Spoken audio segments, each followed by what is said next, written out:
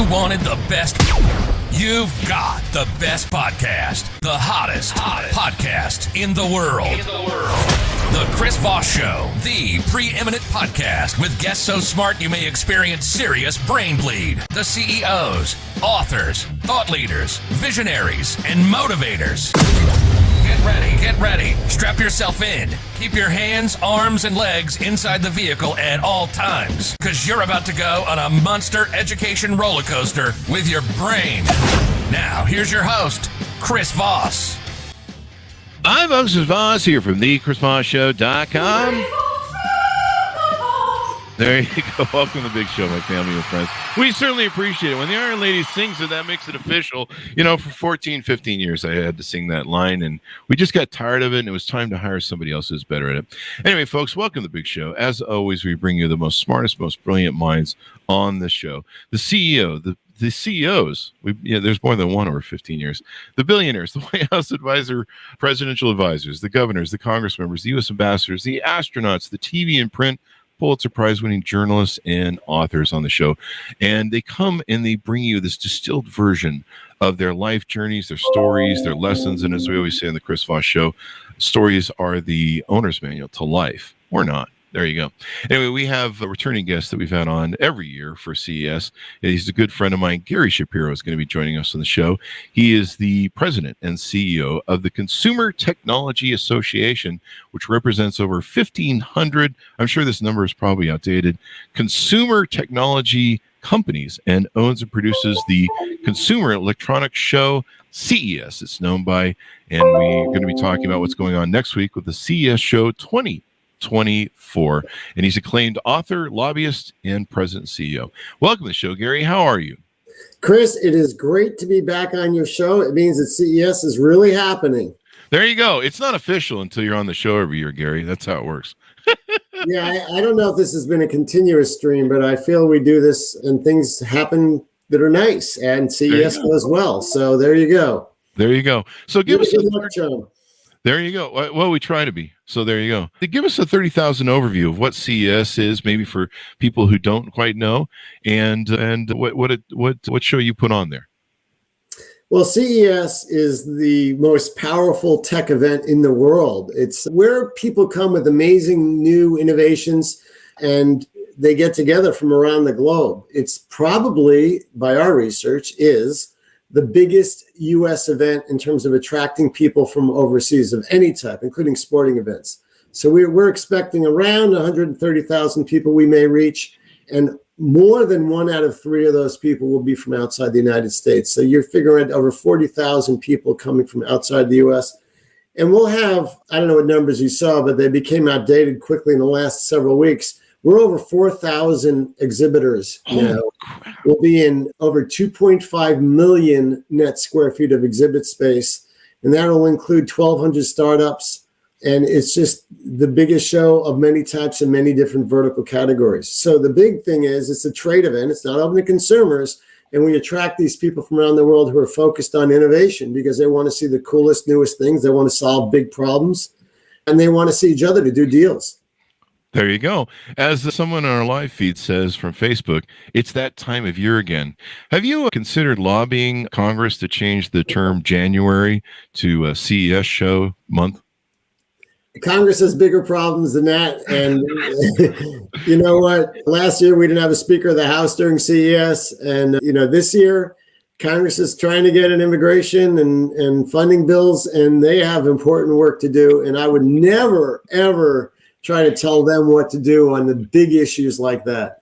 There you go. Well, I mean, it is kind of a big issue changing January, but I think it would be appropriate at this point because, like, everybody knows, it's like, what time of the year is it? It's CES showtime. Well, but Chris, just to point out, I should mention, because I know I'm being monitored by my team, that we have several senators coming. We have well over 100 or 150 or so different government representatives of everything from the head of the Consumer Product Safety Commission to the FCC commissioners to FTC to international ministers, including, and we also have the Prince of the Netherlands, Prince Constantine van Orange, coming. A lot of policymakers from around the world because their technology raises big issues and we have to talk about them. Plus, a lot of the companies or the countries are there because their countries have pavilions and they want to talk about how big they are. So there's a lot of important people coming from around the world. There you go. How big do you think AI is going to be this year? Everybody, it's pretty hot. AI will definitely be the overriding discussion at the show. Companies will be doing all sorts of stuff with it. They'll be announcing it at the show. I think you'll see a lot of the booths will mention AI or talk about things from digital twins to solving problems to new features, all sorts of cool stuff. And everyone from the car companies to computer companies to all sorts of products, even like Microsoft's big announcement just in the last 24 hours about their special key on their keyboard. Microsoft will be there and talking about that. And I assume that that's where people see that and be able to touch the physical manifestation of that. There you go. Somebody preempted my question here, so I'll let them ask it. Corey Sanders asked, Tallboy here, this is year 12 for me at CES. What are you looking forward to seeing this year? Well, we have so many firsts this year. It's kind of cool. We have our first beauty tech keynote for those of us who need help with makeup and things like that. And L'Oreal has been coming to the show in various ways for several years and exhibiting, but now they're the opening keynote. So I'll be on the stage with Kinsey Fabrizio and we'll go right into the L'Oreal keynote on Tuesday morning at the Venetian Convention Center.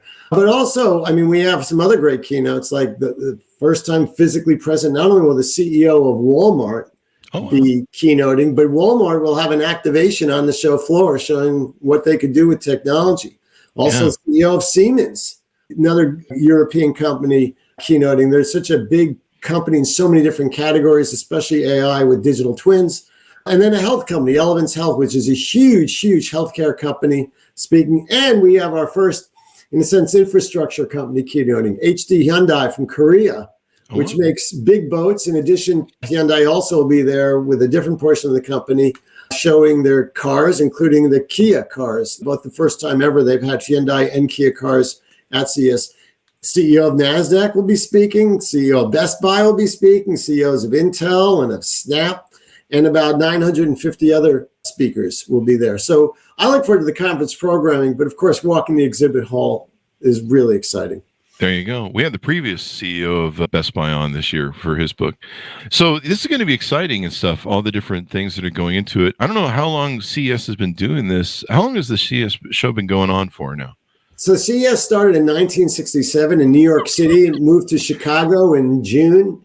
And then it became twice a year in June and January. And when January was so cold, no one left their hotel room, well below zero. So we were the first business event of any size to move to Las Vegas in 1976, I believe.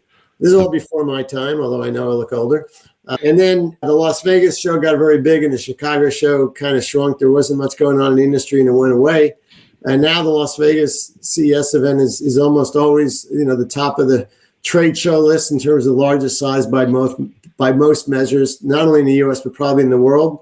And it's something where we've gotten into new categories because we want to, right now in technology, we've been saying for 15 years, and I've said it on your show, every company is a technology company. But to be a technology company, you have to deal with other technology companies. You have to cross-license. You have to learn what's going on. You have to understand which chips are coming out and what they do. And whether it's the car companies, which have come in big and huge, so we're probably the biggest car show in the world now, to mobility, including now we have a whole bunch of not only things that go up in the air with people in them and other things, but also things on water, but also other forms of mobility like electric. There's some great announcements coming from a whole bunch of companies in that area of getting around using electric cars or using electric scooters or things like that. So in many different categories, we're there. The other category, which is growing phenomenally, especially because of COVID in part, was digital health. There's so much in the show floor now about how we could deal with the fact we have an older population, we're living longer, we got a lot of things that can be fixed, but we don't have enough people to fix them or monitor them. We don't have enough doctors and nurses and technicians. There's a huge shortage. So digital health technology is stepping in big time to fill that gap. There you go. Everyone's a technology company. That's how you need to think of yourself nowadays, and maybe an AI company at this pace. It's crazy the impact that's happening. So I'm just going to let Corey answer all my questions that I have set up for you on the show. Has the development of Eureka Park worked for CES? Any standouts in the past that you like, maybe? Eureka Park goes back to our roots. On my very first board meeting I attended, I was a consultant to the association. And I was just overwhelmed because the discussion was whether to raise the cost of exhibiting. Mm-hmm. And the chairman of the board, who is the largest exhibitor CEO, said, it doesn't matter to us. It's a rounding error. We spend all our money on transportation, entertainment, building booths. The cost of space is irrelevant. It's a rounding error. He said, but we always have to keep the show so that anyone with an idea can expose it to the thousands of journalists like yourself, Chris, mm-hmm. and distributors, retailers, investors, potential partners. And thus spawned the idea of Eureka Park. And it's now over 1,200 startups. Wow. And you know what I think? I think back actually to the last CES where I was really inspired. And I know the question was really about a product I saw, but it was a group that I saw. And it was a group of exhibitors from Ukraine. And here they had this horrible war going on, major suffering. And they developed some really interesting things because they had to. They didn't have a choice. Like one of the things that stuck out in my mind, there's a company that took leaves and turned them into paper. So stuff that we throw out on our side of our lawn, they're making paper out of it. And now since the show, they've gotten some contracts around the world. That to me was memorable and inspiring and exciting. There you go. Note to self, stop throwing away the leaves. All right. So this is really exciting. That's funny. 1967. I was born in 68. Boy, I feel old now. Well, Chris, we're also celebrating our 100th anniversary as an association. We started as the Radio Manufacturers Association 100 years ago in Chicago. Wow. And no, that's not my celebration of 100 years. I am younger than that. But it's funny because we were working with the radio broadcasters then, and 100 years later, here we are in Congress, where Congress is wasting its time pushing legislation which would mandate that every car sold had an AM radio in it. I know you don't believe this is true, but this is what the broadcasters are pushing for. And it's ironic, this is our 100th anniversary to require a 100-year-old product. It's like requiring a fax machine on every spaceship, basically. It's just, this is antiquated old technology, and it's tough to come up with a scenario where it would really matter. They're trying to solve the safety issue and trying to use things like seat belts as a precedent, but it's a stretch. There you go. Well, CTA as a group, as an association, you guys lobby Congress, you guys lobby lawmakers, I imagine statewide around the nation and stuff. What are some of the things that you're pushing for in lobbying, or I see you talk about different things on LinkedIn and things. What are some of the things that you think maybe needs to happen legislative wise to improve business environment for businesses? So everything we do revolves around one very easy principle, and that is, will this help or hurt innovation, especially American companies? Because although the show is a global event, we are an American association, and we count Canada as part of the United States partnership there. So we represent Canadian and U.S. companies. And what we do is we focus on policies which support innovation. So what supports immigration? Well, getting the best and brightest to the United States, highly skilled immigration. A huge number of our companies have been founded by immigrants. There's something there about, you're willing to give up where you live and come in another place. It's an immigrant mentality. And yet extremely bright, creative people willing to take risks. And we need them in the U.S. That's our secret sauce. Another one is we are focused on trade and free trade. We think that's important to be able to do things around the world. We recognize that, there's national security issues, which we have to address. I try to figure out ways to buy stuff from our friends and our partners. That's important, but trade. And then as these new technologies come along, we don't say we're against government regulation. We just want to know what's legal. And it's a lot easier if there's one national policy. For example, the U.S. does not have a national policy or law compared to China and most European countries on self-driving cars. We're behind on that as a country.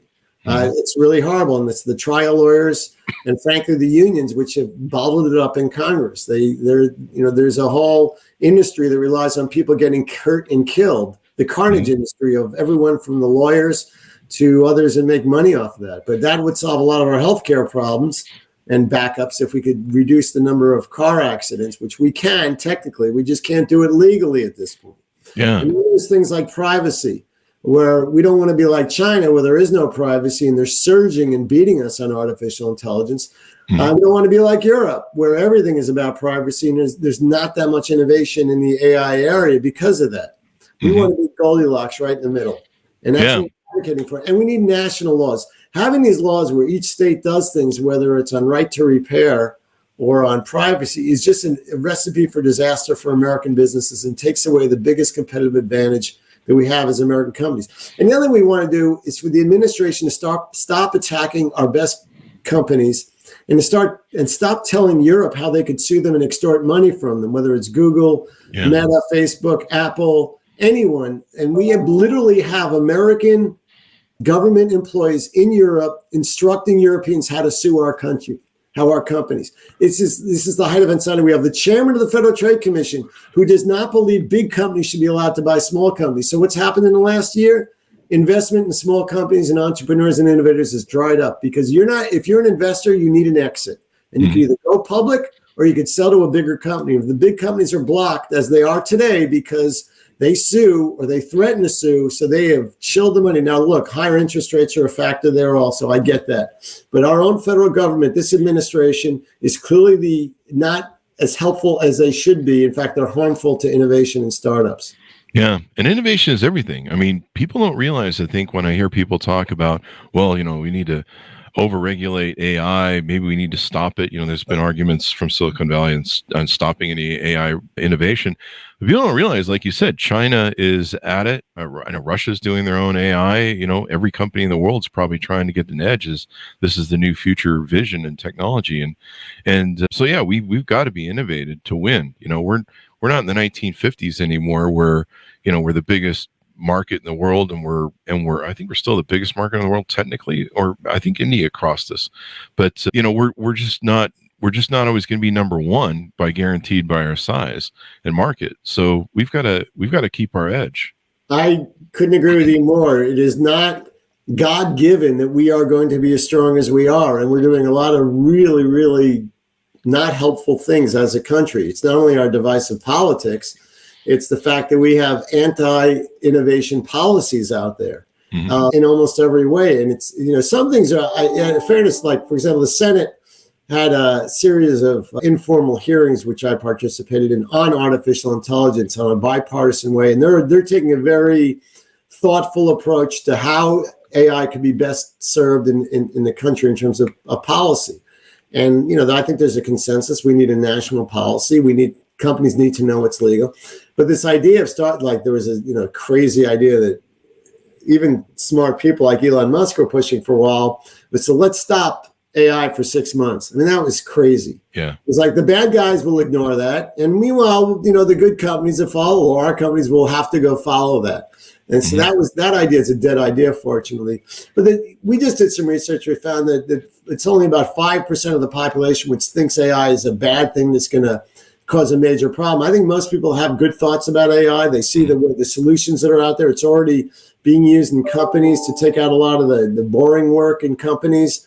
A lot of writing is being done by AI, a lot of reaction to things. It'll help us with healthcare enormously once it's realized. So it'll know, it'll look at the data and figure out what kind of illness you have and how it should be treated for someone that's like that's your demographic, a certain age, sex, blood type, DNA, all that. And I think it's going to jump us in the future really healthily and quickly if we just, get it right and create the guardrails for legality and stop just talking about the bad things, which are extraordinarily unlikely to happen. Definitely. The bad guys will use it too. So the good guys have got to get ahead of it. One of the things I've been talking about lately is the disinformation the AI is going to create. We're already seeing that. We have a lot of AI guests on the show, and, we're talking about the upcoming politics. We don't really want to get into politics, but, the facial, it's the fake facial technology that makes it look like you're saying something, but you're not, where it can be spoofed. And AI is going to be used probably a lot in the next political cycle.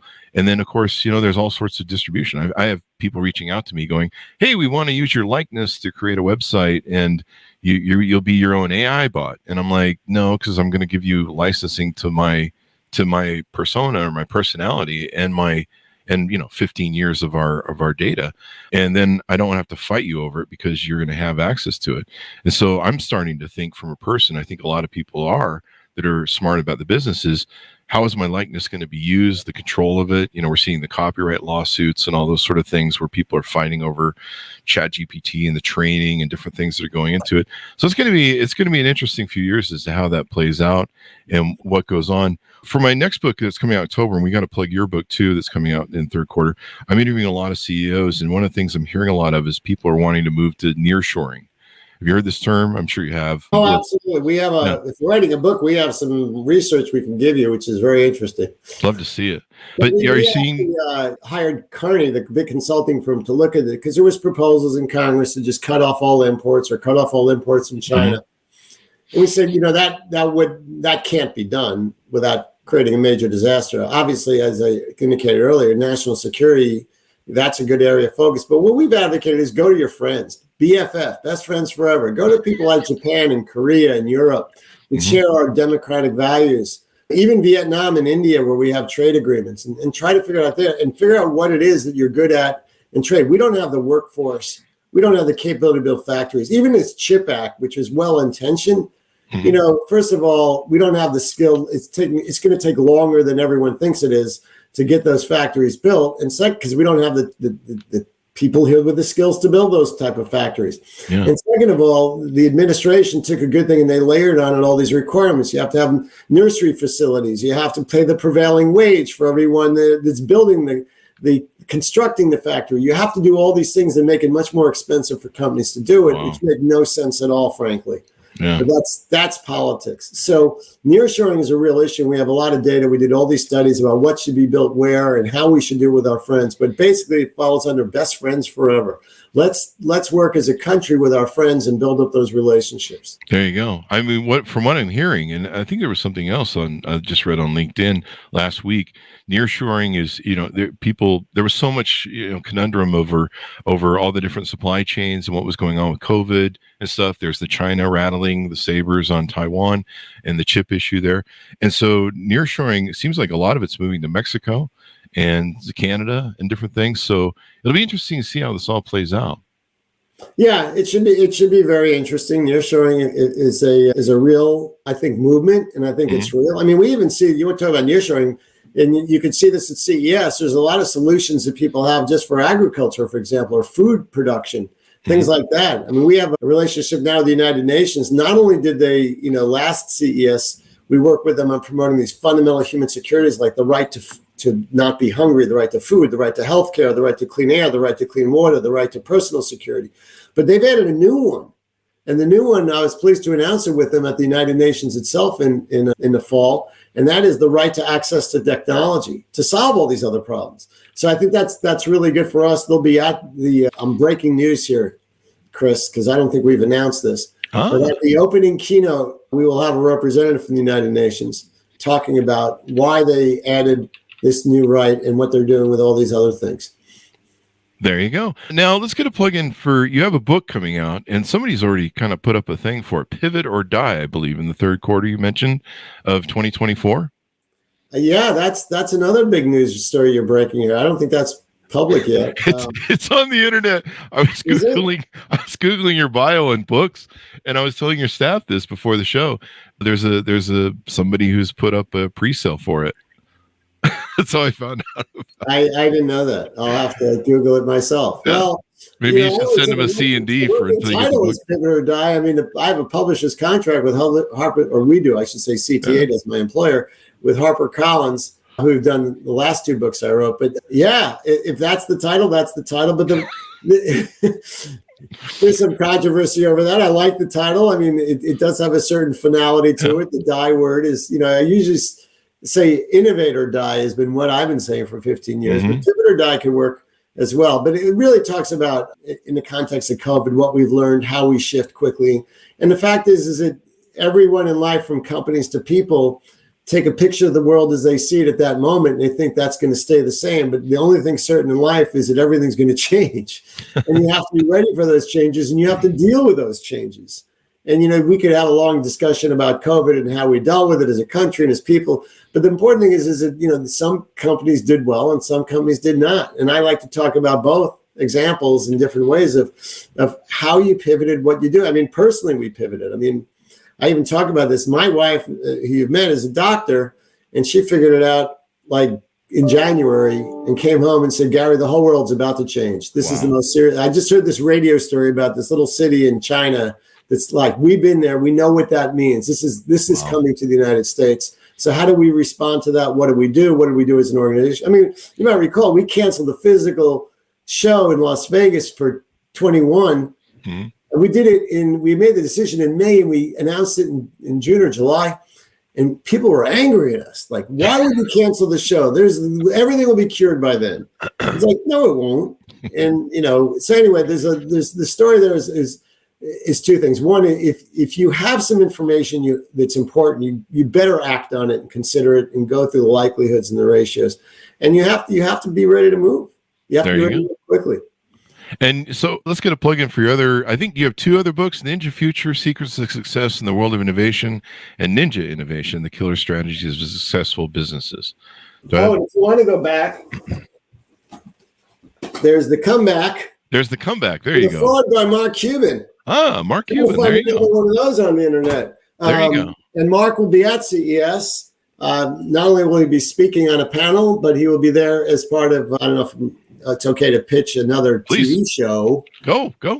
But you certainly are aware of Shark Tank. So Shark Tank will be there, going through Eureka Park, and they'll be having tryouts and things like that. So a lot of the sharks will be there. And that's, I love Mark Cuban. He's my hero. That's one of my favorite shows. I think it's been so good for entrepreneurs and inspiring them to seeing how kind of the whole process works and everything else. So is there anything we haven't touched on? What's coming up for CES? Anything you want to plug that you're excited about, et cetera, et cetera? Oh, I'm just excited about the whole show, our focus on sustainability throughout, and the different parts of the event, whether it's mobility or healthcare or AI or sustainability.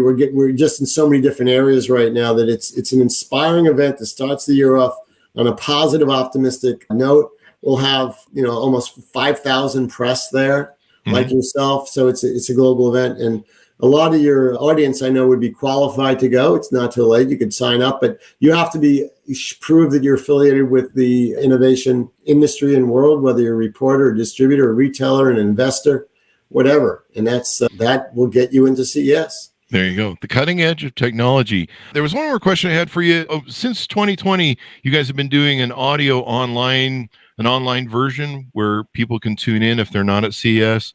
Are you guys doing that again still in? Absolutely. So we will be showing a lot of the keynotes, and we will certainly be doing that on our website, ces.tech. And you will be able to see some of the featured programming. Then after the show, we'll have an archive of a lot of what's going on there. And with 4,000 exhibitors rather, it's a little bit of a lift, but we try to get as much information out as we reasonably can. There you go. Well, Gary, thank you very much for coming on the show. We really appreciate it, man. Thank you, Chris. I look forward to seeing you live in person at CES next week. There you go. And hopefully all the years coming too, for that matter. I want to stick around to consider. Me too. I'm with you. So thank you very much, Gary. Everyone can check it out. What's the .com? People can go look this up at. CES.tech. There you go. Thanks so much for tuning in. Go to goodreads.com/Chris Voss, LinkedIn.com/Chris Voss, Chris Voss, one on the tickety-tockety, Chris Voss, Facebook.com, and all the crazy places we're in the internet. Thanks for tuning in. Be good to each other. Stay safe. And we'll see you guys next time.